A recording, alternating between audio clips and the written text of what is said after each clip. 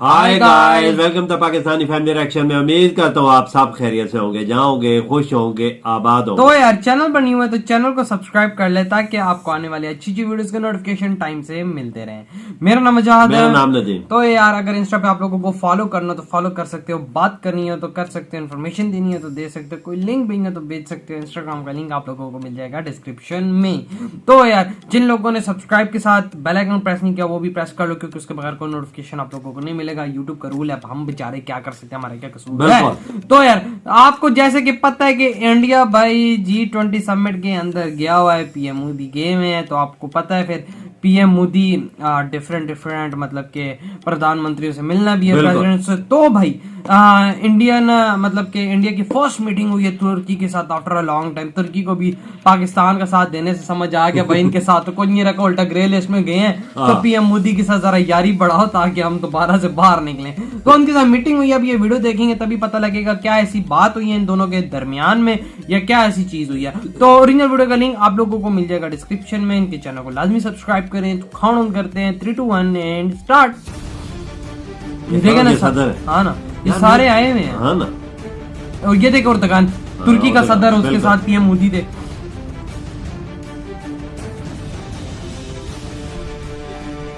तो दोस्तों फ्रांस के सदर के साथ जबरदस्त तरीके से और तस्वीरें आज बोल भी रही हैं और हमारे अड़ोसी पड़ोसी देशों की बहुत ही बुरे तरीके से जल भी रही है क्योंकि ये तस्वीरें बहुत ही बड़ी तस्वीरें हैं।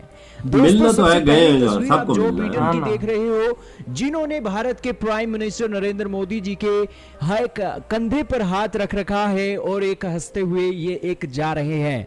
लेकिन दूसरी तस्वीर आप देखिए फ्रांस के राष्ट्रपति मैनुअल मैक्रोन की है और इसी के साथ भारत के प्रधानमंत्री की अलग अलग तस्वीरें G20 के समिट में आपने देख ही ली होंगी। लेकिन हमारा पड़ोसी चाइना इन दिनों काफी नाराज दिखाई दे रहा है G20 के समिट से।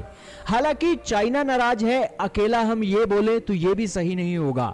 रशिया के राष्ट्रपति व्लादिमीर पुतिन भी G20 के समिट में शामिल नहीं है और उन्होंने भी ये फैसला लिया है कि वो वर्चुअल तरीके से इस समिट का एक हिस्सा होंगे। लेकिन दोस्तों चाइना इस समिट के अंदर नहीं आया है, ये बात तो जाहिर करता ही है कि यहाँ पर उनकी नाराजगी है भारत के साथ, अमेरिका के साथ, यूरोपियन यूनियन के साथ। यही कारण है कि वो इस समिट का एक हिस्सा नहीं बनना चाहते हैं और समिट का हिस्सा ना बनकर उन्होंने ये जो टेंशन्स हैं उसको और भी बढ़ा दिया है। लेकिन चाइना के राष्ट्रपति ये कर रहे हैं तो रशिया के राष्ट्रपति ऐसा क्यों कर रहे हैं? रशिया के राष्ट्रपति का तो हक बनता है कि वो G20 के समिट में आए। तो दोस्तों यही वो कारण है जिस कारण के चलते आपको पता लगेगा कि रशिया और चाइना यहाँ पर एक बड़े गुट का निर्माण कर चुके हैं। रशिया यहाँ पर चाइना का साथ देने की एवज में उसने G20 के समिट में फिजिकली तौर पर एक शामिल होना जरूरी नहीं समझा। लेकिन ये दोनों लीडर यहाँ पर शामिल नहीं हुए तो G20 को कोई असर नहीं होता है, क्योंकि जो चमक है वो भारत के प्राइम मिनिस्टर नरेंद्र मोदी जी के कारण बन ही गई है। भारत के प्राइम मिनिस्टर नरेंद्र मोदी जी एक के बाद एक ताबड़तोड़ मीटिंगें करते जा रहे हैं। फ्रांस के राष्ट्रपति से मिले हैं, अमेरिका के राष्ट्रपति से मिले हैं और इसी के साथ ब्रिटेन के प्रधानमंत्री के साथ भी बातचीत हुई है, कनाडा के पीएम के साथ भी बातचीत हुई है और एर्दोगन से भी मिलने की तस्वीरें लगातार सर्कुलेट की जा रही हैं। ये सारी ही बातें दिखाती हैं कि G20 के समिट के अंदर भारत ने अपनी फिजिकल प्रेजेंस मजबूत की है और चाइना के मुकाबले हम एक बहुत बड़ी इवेंट का एक साक्षी बने हैं। खैर इस इवेंट में भारत के लिए तो बहुत इंपॉर्टेंट बातें हैं। अब आप कहोगे कि G20 समिट का एक टॉपिक क्या है, किस मुद्दे पर ये देश आकर मिल रहे हैं? दोस्तों इनके 4 मुद्दे तो मेन हैं। इनका पहला मुद्दा है कि कोयले का जो यूज है ना उसको बिल्कुल खत्म कर दो। दूसरा मुद्दा है कोविड-19 की वैक्सीन की जो डिस्ट्रीब्यूशन है ना उनको ज्यादा से ज्यादा और कोरोना का खात्मा हो। तीसरी बात ये कर रहे हैं कि एक कॉर्पोरेट टैक्स को लाया जाए जो ग्लोबल मिनिमम कॉर्पोरेट टैक्स हो और इसी के साथ जो एनर्जी के प्राइसेस बढ़ रहे हैं, भारत भी बहुत परेशान है, उन सभी के चलते यहाँ पर बातचीत होने वाली है। अब आपका क्या कहना है इन सारे इवेंट के ऊपर कमेंट सेक्शन में जरूर बताइएगा। चार चीजों पे बातचीत हो रही है ना, वैक्सीन की डिस्ट्रीब्यूशन पे, कोयले के इस्तेमाल पे, एक कोई टैक्स है उसको कम करने पे, एक चौथा है वो उसका यारा बस अब ये जो भी इनके जहन से मसले निकल हैं गया। ना, इनके जो भी बाबा मसले हैं, ये बस इस पे बड़े बड़े देखे दुनिया के बड़े बड़े मसले होते हैं, तो एक उन पे ये बात। वैक्सीन बनाना है कि उसको तेज किया जाए। हाँ, चाहे और अगर भाई आने ये वाले तो टाइम पे कोरोना की बीमारी बिल्कुल ही खत्म ही हो, खत्म बिल्कुल। और बाबा जिस तरह ये अर्दगन से मिले हैं, मतलब ये मिले, अर्दगन बड़े भी अच्छे तरीके से मिले। हाँ, अर्दगन खुद आगे मिला होगा, अर्दगन सीधा हो गया भाई वजह इंडिया है को।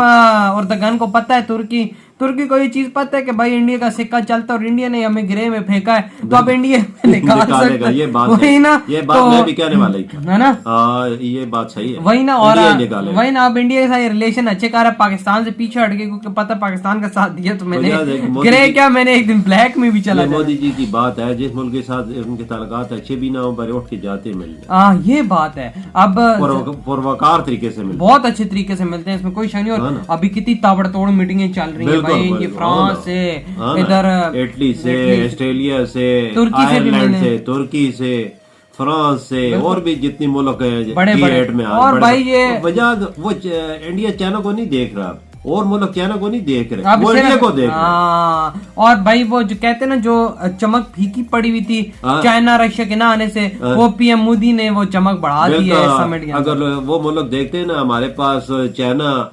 1.25 अरब आबादी का मुल्क है, फिर देखते हैं इंडिया को, इंडिया भी उनकी बात बड़ी मार्केट है। हाँ, वही ना। और उधर ज्यादा इंडिया में इनका फायदा वो तो है ही है। अब देखें इन्वेस्टमेंट्स क्या इसके बाद आती बिल्कुल। हैं, क्या सीन्स होते हैं, वो तो वीडियो एक न्यू ये बनाएंगे तो इसके बिल्कुल। बाद ही हमें आइडिया होगा। और बाबा जिस तरह से, मतलब वो अभी वो एक सर्कल के अंदर सारे बैठे हुए थे, हाँ, बातचीत कर पीएम रहे हैं। मोदी भी बिल्कुल। बातचीत कर रहे थे, वो आई थिंक वो समिट शुरू होने से उनके पहले आपस में मुख्तलिफ मौजूदात पे बातचीत होती है ना, बिल्कुल। हमने अपने मसले ये हल करने हैं, वो हल करने हैं, वो अपने देश के लिए सब कुछ करना पड़ता है ना। बिल्कुल भाई। और साथ इतने बंदे पीएम मोदी लेके गए हैं, ताकि भाई हर एक चीज पे वहाँ ये पे हमें तो नजर नहीं हो। पता ना, कम अज कम ये 100 एक आदमी लेके गए होंगे साथ। नहीं, ये इतना पूरा भी अब- जहाज होता है, तो अब पूरी जहाज होता है बाबा, इसमें लेकिन 100 तो सरमाएकार होते तकरीबन- हैं, हर चीज होती है। वो तो अभी पापा ऑफिशियल किसी हाँ। कंट्री के दौरे पे नहीं गए, समिट के लिए गए में कोई मेरे ख्याल से 20-30 से ज्यादा बंदे होंगे, अगर गए होंगे तो इनके साथ, क्योंकि इन्वेस्टर्स का यहाँ फिलहाल बिल्कुल। कोई काम नहीं है। और जिस तरह से भाई ये मीटिंग्स कर रहे हैं, आई होप कि अच्छी यहाँ पे मीटिंग्स जाएं